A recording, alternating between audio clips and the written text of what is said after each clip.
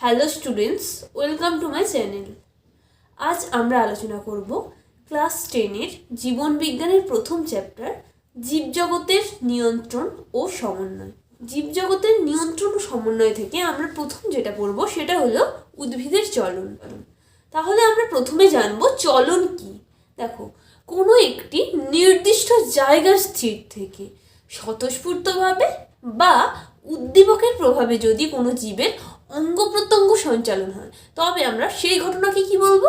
চলন বলবো। চলো তাহলে চলনের আমরা সংজ্ঞাটা লিখে নিই।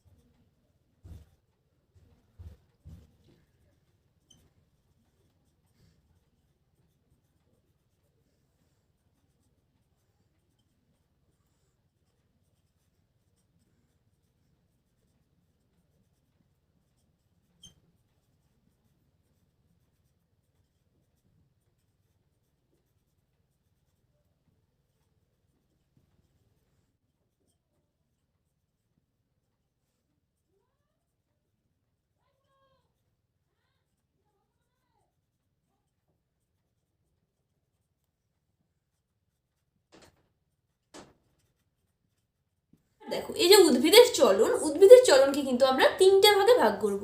তাহলে চলো আমরা ভাগটা করে নিই। উদ্ভিদের চলন,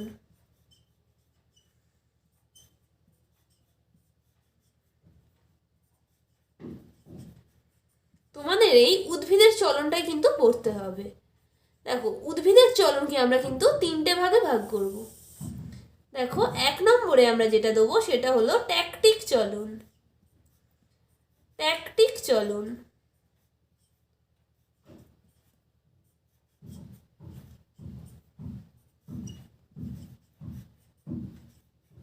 2 নম্বরে আমরা আসি ট্রপিক চলন।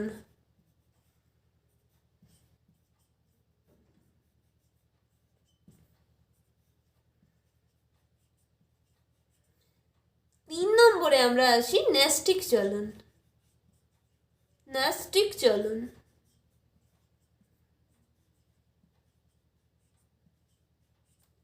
এবার আমরা প্রথমে পড়বো কি ট্যাকটিক চলন। এই ট্যাকটিক চলন আমরা কাকে বলবো? দেখো, যখন বহিস্থ কোনো উদ্দীপকের প্রভাবে যখন উদ্ভিদ সামগ্রিকভাবে কি হয় স্থান পরিবর্তন করে তখন আমরা সেটাকে কি বলবো? ট্যাকটিক চলন। দেখো, এমনিতে নর্মালি আমরা কি দেখেছি? এমনিতে চলন আমরা কি দেখলাম? কোনো জীব একটা নির্দিষ্ট জায়গায় সীমাবদ্ধ থেকে কি করে, যে অঙ্গ প্রত্যঙ্গ সেটা সঞ্চালন করে, সেটাকে আমরা চলন বলছিলাম। দেখো, জীবটা একই জায়গায় স্থির থাকলো, তাহলে কি সঞ্চালন হচ্ছিল সেখানে? শুধুমাত্র তাদের অঙ্গ প্রত্যঙ্গের সঞ্চালন হচ্ছিল, সেটাকেই তো আমরা চলন বলছি। ট্যাকটিক চলনের ক্ষেত্রে কি হচ্ছে, যে উদ্ভিদের কিন্তু সামগ্রিকভাবে স্থান পরিবর্তন হচ্ছে। মানে যদি উদ্ভিদটা এখানে থাকে তারা কোথায় চলে যাবে? এখানটায় যাবে। এই যে সামগ্রিকভাবে স্থান পরিবর্তন, সেটাকেই আমরা কি বলবো? ট্যাকটিক চলন। তাহলে চলো ট্যাকটিক চলনের সংজ্ঞাটা আমরা লিখে নিই।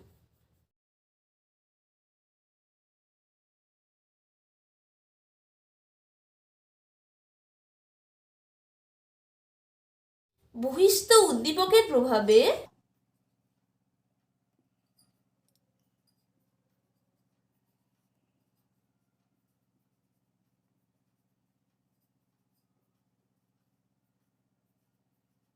সামগ্রিকভাবে স্থান পরিবর্তনের ঘটনাকেই আমরা কি বলবো?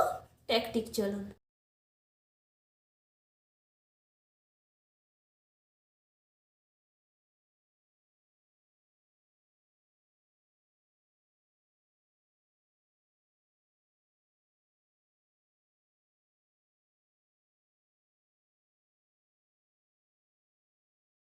কি হচ্ছে? বহিস্থ উদ্দীপকের প্রভাবে সামগ্রিকভাবে যখন স্থান পরিবর্তন ঘটবে তখন আমরা তাকে বলবো কি?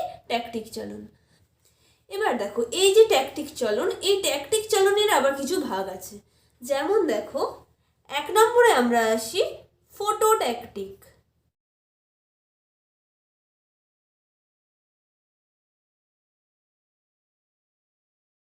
এই যে ফোটো, তোমরা সবাই জানো এই ফোটো শব্দের অর্থ হলো কি লাইট। লাইট মানে কি আলো।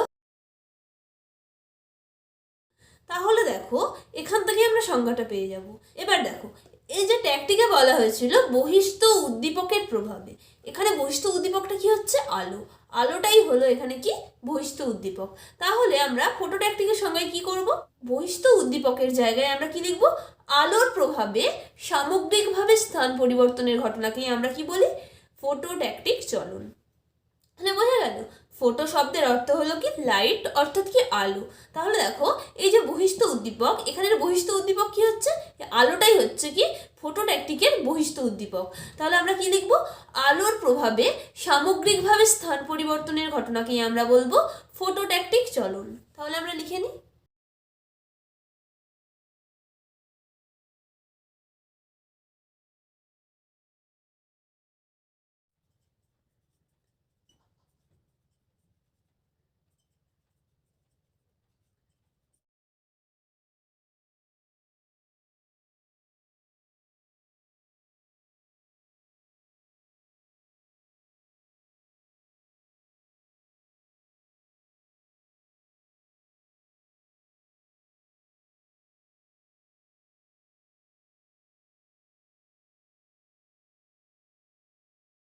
তাহলে বোঝা গেল ফোটোট্যাকটিক চলন।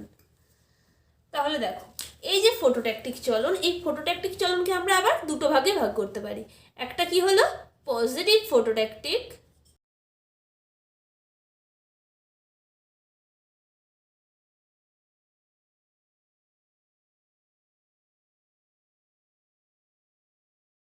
আর একটা কি নেগেটিভ ফোটোট্যাকটিক।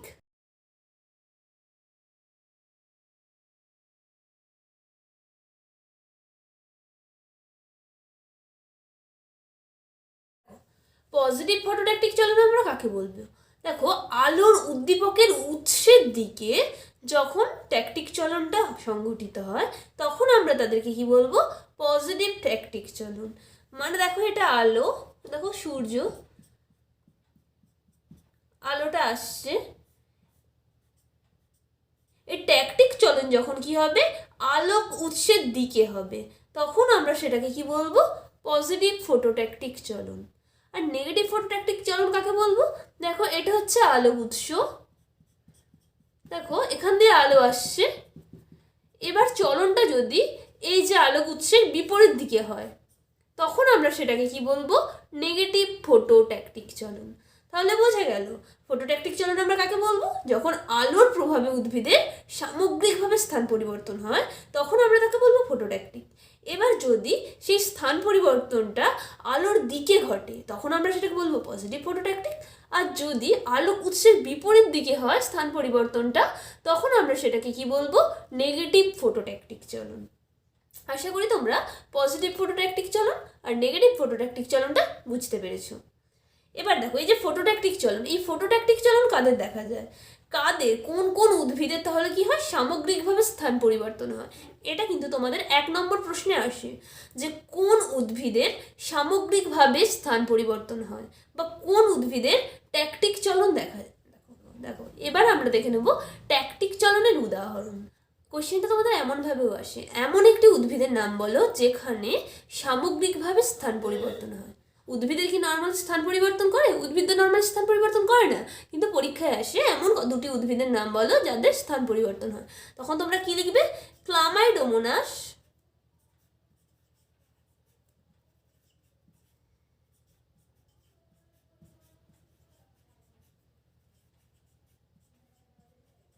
আর ভলভক্স।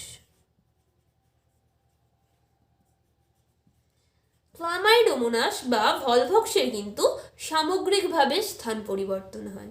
দেখো এই কোয়েশ্চেনটা এভাবেও আসতে পারে, এমন কতগুলি উদ্ভিদের উদাহরণ দাও যারা গমনে সক্ষম। ঠিক আছে, তাহলে কি গমনে সক্ষম কয়েকটি উদ্ভিদের উদাহরণ দাও। তাহলেও তোমাদেরকে কি লিখতে হবে?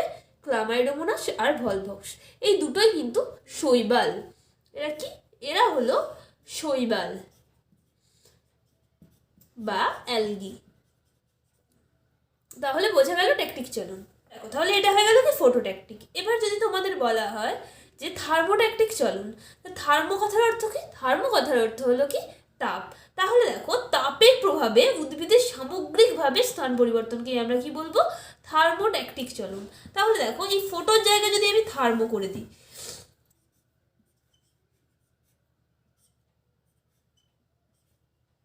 দেখো তাহলে থার্মোট্যাকটিক চলন আমরা কাকে বলবো? থার্মো কথার অর্থ হলো কি? থার্মো কথার অর্থ হলো কি? তাপ। তাহলে দেখো সংজ্ঞাটা কি হয়ে যাবে এখানে? তাপের প্রভাবে উদ্ভিদের সামগ্রিক স্থান পরিবর্তনকেই আমরা বলবো থার্মোট্যাকটিক। তাহলে লিখি, তাপের প্রভাবে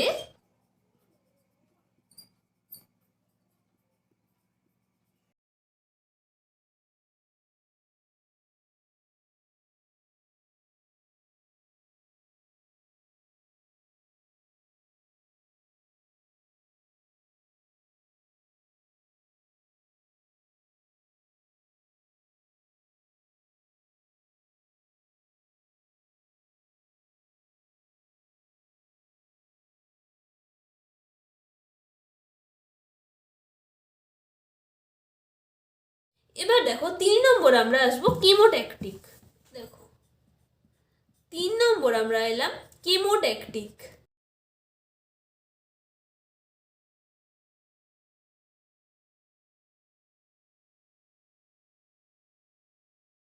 দেখো, কেমো মানে কি? কেমো কেমো কথার অর্থ হলো কি? কেমিক্যাল, অর্থাৎ রাসায়নিক পদার্থ।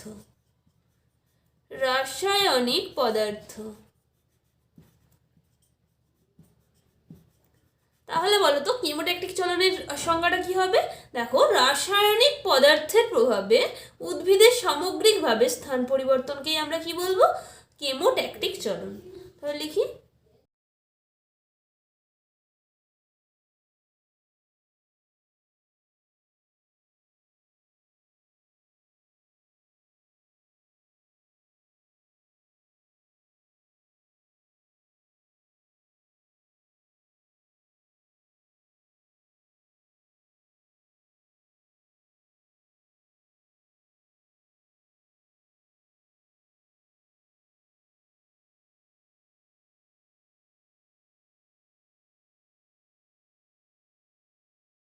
চলো এবার আমরা দ্বিতীয়তে আসি, ট্রপিক চলন। চলো, ট্রপিক চলন।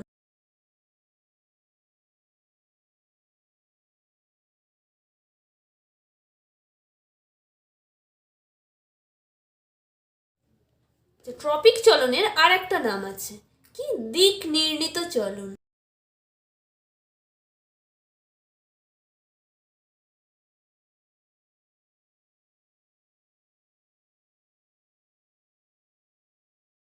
দেখো, দিক এই শব্দের অর্থ কি? গতিপথ। তাহলে দেখো, এখান থেকে আমরা সংজ্ঞাটা কি লিখবো? উদ্ভিদ অঙ্গের চলন যখন উদ্দীপকের গতিপথ অনুসারে হয়, তখন আমরা তাকে কি বলবো? ট্রপিক চলন বা দিক নির্ণীত চলন। তাহলে চলো সংজ্ঞাটা আগে লিখে নিই।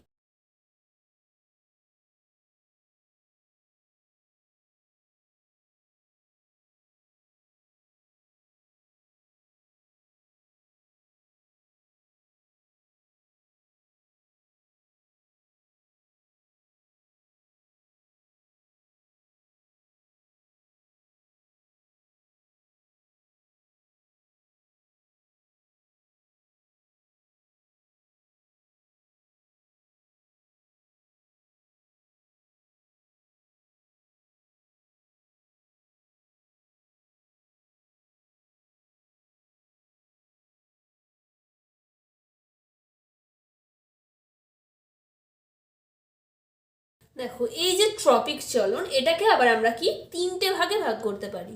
তাহলে চলো লিখে নিই, ট্রপিক চলনকে আমরা 3টে ভাগে ভাগ করতে পারি।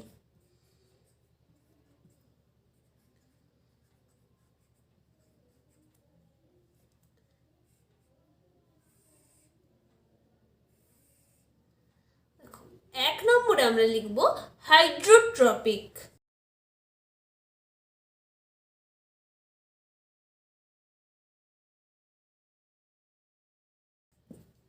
2 নম্বরে আমরা লিখব ফটোট্রপিক।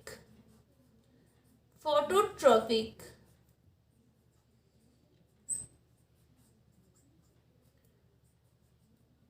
3 নম্বরে আমরা লিখব জিওট্রপিক।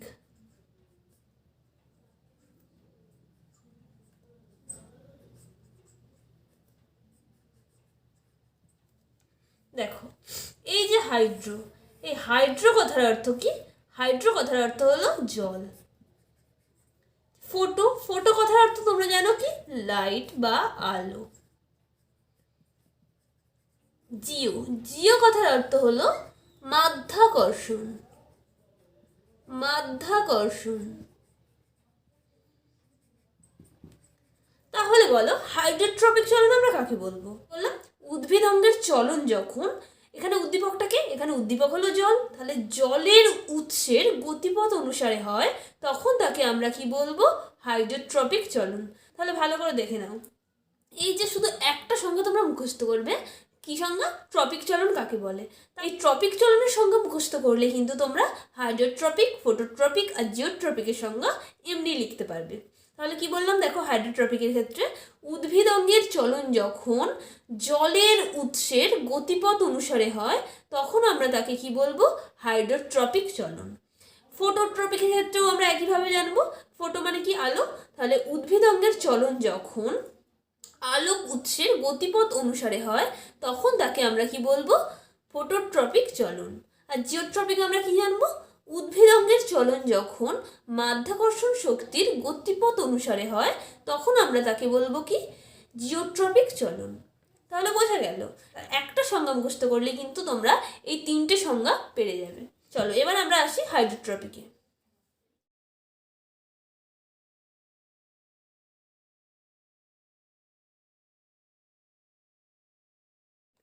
সংজ্ঞাটা আমি আর লিখছি না, তাহলে কি লিখবে? উদ্ভিদ অঙ্গের চলন যখন জল উৎসের গতিপথ অনুসারে হয়, তখন আমরা তাকে কি বলবো? হাইড্রোট্রপিক চলন। যেহেতু হাইড্রো কথার অর্থ কি? জল। বোঝা গেল? এবার দেখো এই যে হাইড্রোট্রপিক চলন, এটাকে আবার আমরা কি দুটো ভাগে ভাগ করতে পারি। কি কি? একটা হচ্ছে জল অনুকূলবর্তী আর একটা হচ্ছে জল প্রতিকূলবর্তী।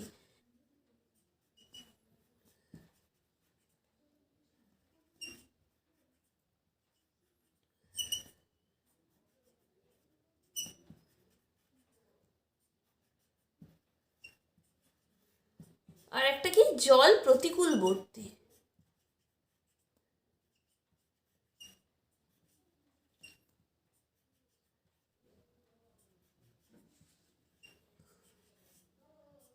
এবার আমরা জানবো জল অনুকূলবর্তী চলন কাকে বলে। তাহলে দেখো উদ্ভিদ অঙ্গের চলন যখন জলের উৎসের গতিপথ অনুসারে হয়, মানে জলের উৎসের দিকে হয়, তখন আমরা সেটাকে কি বলবো? জল অনুকূলবর্তী চলন।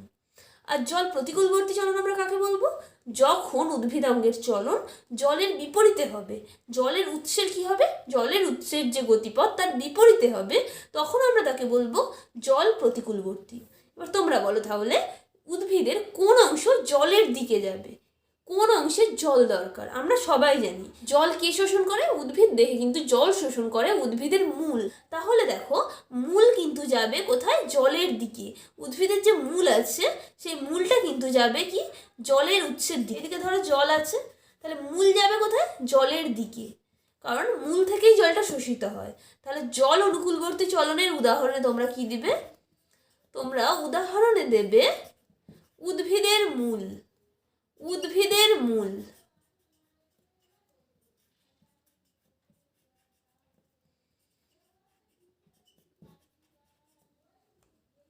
জলের উৎসের যে গতিপথ তার বিপরীতে যখন চলনটা হবে, তখন আমরা তাকে বলবো কি? জল প্রতিকূলবর্তী চলন। এবার বলো উদ্ভিদের কোন অংশে জল প্রতিকূলবর্তী চলন দেখা যায়? উদ্ভিদের কিন্তু কাণ্ডে জল প্রতিকূলবর্তী চলন। তাহলে কোথায় দেখা যায়? উদ্ভিদের কাণ্ডে। কাণ্ড কি হবে? যেদিকে জল আছে তার বিপরীত দিকে যাবে।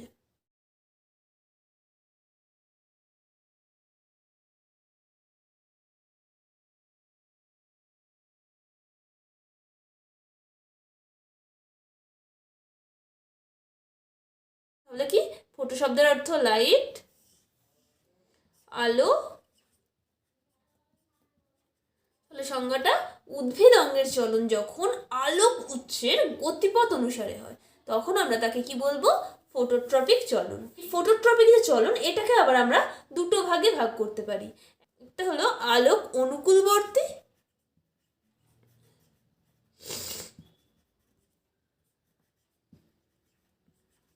আর দ্বিতীয় হলো আলোক প্রতিকূলবর্তী।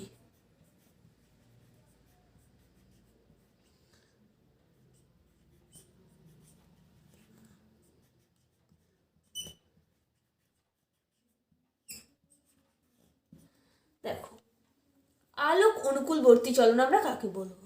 দেখো, উদ্ভিদঙ্গের চলন যখন আলোর অভিমুখে হয়, দেখো এই যে আলো, এই আলোর অভিমুখে যদি উদ্ভিদঙ্গের চলন হয়, মানে আলোর দিকে যদি চলনটা হয়, তখন আমরা সেটাকে কি বলবো? আলোক অনুকূলবর্তী। আর আলোক প্রতিকূলবর্তীর কথার অর্থ কি? যখন চলনটা কি হবে, আলোর যে উৎস তার বিপরীত দিকে হবে, তখন আমরা তাকে কি বলবো? আলোক প্রতিকূলবর্তী। এবার তোমরা বলো, উদ্ভিদের কোন অঙ্গের আলো প্রয়োজন? আমরা সবাই জানি উদ্ভিদের আলোর প্রয়োজন কিন্তু কাণ্ডের মধ্যে কি থাকে? পাতা থাকে। আর সেই পাতাতে কি হয়? সালোক সংশ্লেষের সাহায্যে উদ্ভিদ খাদ্য তৈরি করে। সেই খাদ্য তৈরির জন্য কি প্রয়োজন? সূর্যালোক প্রয়োজন। সেই জন্য উদ্ভিদের যে কাণ্ড কিন্তু হবে আলোক অনুকূলবর্তী চলনের উদাহরণ। আর আলোর প্রতিকূলবর্তী চলনের উদাহরণ কি হবে? উদ্ভিদের মূল। তোমরা সবাই জানো মূল কিন্তু মাটির নিচে থাকে। মূল কিন্তু সূর্যালোকের সাহায্যে সালোক সংশ্লেষ প্রক্রিয়ায় খাদ্য তৈরি করে না। সেই জন্য মূলের যে চলন সেটা হয় কি আলোক প্রতিকূলবর্তী। তাহলে আশা করি তোমরা ফোটোট্রপিক চলনটা বুঝতে পেরেছো। চলো এবার আমরা আসি জিওট্রপিকে।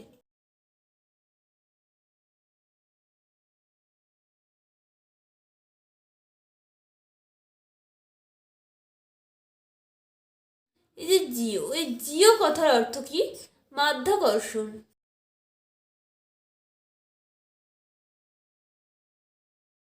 জিও কথার অর্থ কি? মাধ্যাকর্ষণ। দেখো তাহলে আমরা জিওট্রপিকের সঙ্গে কি দেবো? উদ্ভিদ অঙ্গের চলন যখন মাধ্যাকর্ষণ শক্তির ফলে অভিকর্ষের গতিপথ অনুসারে হয়, তখন আমরা তাকে কি বলবো? জিওট্রপিক চলন।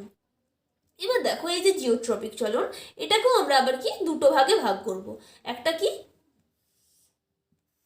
অভিকর্ষ অনুকূলবর্তী,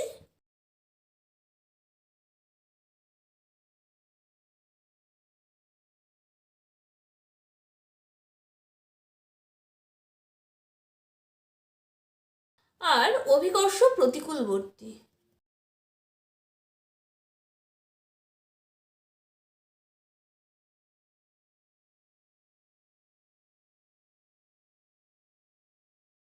অভিকর্ষ অনুকূলবর্তী চলন আমরা কাকে বলবো? দেখো, উদ্ভিদ অঙ্গের চলন যখন অভিকর্ষের গতিপথ অনুসারে হয়। আমরা সবাই জানি অভিকর্ষ কোন দিকে ক্রিয়া করে? অভিকর্ষ কিন্তু নিচের দিকে ক্রিয়া করে। তাহলে দেখো, উদ্ভিদ অঙ্গের চলন যখন অভিকর্ষের গতিপথ অনুসারে হয়, তখন আমরা তাকে কি বলবো? অভিকর্ষ অনুকূলবর্তী। অর্থাৎ কি? নিচের দিকে ক্রিয়া করবে, তখন আমরা সেটাকে কি বলবো? অভিকর্ষ অনুকূলবর্তী। তাহলে তোমরা সবাই বলতে পারবে উদ্ভিদ অঙ্গের কোন অংশ অভিকর্ষের দিকে ক্রিয়া করে? উদ্ভিদ অঙ্গের কিন্তু মূলই কিন্তু নিচের দিকে নামে, অভিকর্ষের দিকে নামে কিন্তু উদ্ভিদের মূল অংশ। মূলটাই কি হয়? মাটি ভেদ করে মাটির নিচে, দেখো মূলটাই কি হয়? নিচের দিকে নামে।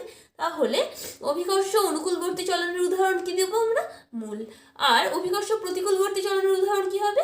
যখন উদ্ভিদাঙ্গের চলন অভিকর্ষের গতির বিপরীতে হবে। অভিকর্ষ কি? নিচের দিকে ক্রিয়া করে, কিন্তু চলনটা কি হবে? অভিকর্ষের বিপরীতে। তখন আমরা সেটাকে কি বলবো? অভিকর্ষ প্রতিকূলবর্তী চলন।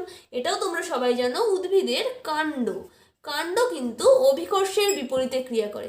অভিকর্ষণ কোথায়? নিচের দিকে ক্রিয়া করে। কাণ্ড কিভাবে ওঠে? কাণ্ডর কিন্তু বৃদ্ধি হয় এইভাবে। তাহলে অভিকর্ষ প্রতিকূলবর্তী চলনের উদাহরণ কিন্তু কাণ্ড। এবার এখানে তোমাদের একটা ব্যতিক্রম পড়তে হবে, এটা তোমাদের পরীক্ষায় আসে। ব্যতিক্রম, সেই ব্যতিক্রমটা কি? তোমাদের কিন্তু প্রশ্ন আসবে, এমন একটি উদ্ভিদের উদাহরণ দাও যার মূলের মধ্যে অভিকর্ষ প্রতিকূলবর্তী চলন দেখা যায়। অর্থাৎ কি? মূল তো সবসময় কি জানি আমরা, মূল কি? মাটি ভেদ করে নিচের দিকে নেমে যায়, কিন্তু সেখানে কি হয়? অভিকর্ষের বিপরীতে, মানে ওপর দিকে ওঠে। তোমরা সবাই জানো কোন গাছের মূল মাটি ভেদ করে ওপরে ওঠে? অভিকর্ষের বিপরীতে ক্রিয়া করে কিন্তু সুন্দরী গাছের মূল। অর্থাৎ আমরা কি লিখবো? শ্বাসমূল। তাহলে ব্যতিক্রমে কি? শ্বাসমূল। আমরা সবাই জানি শ্বাসমূল কি হয়? মাটি ভেদ করে ওপরে ওঠে, অর্থাৎ কি? অভিকর্ষের বিপরীতে কাজ করে। আশা করি জিওট্রপিক চলন তোমরা বুঝতে পেরেছো। আজ এই পর্যন্তই। পরের ভিডিওতে আমরা ন্যাস্টিক চলন নিয়ে আলোচনা করব।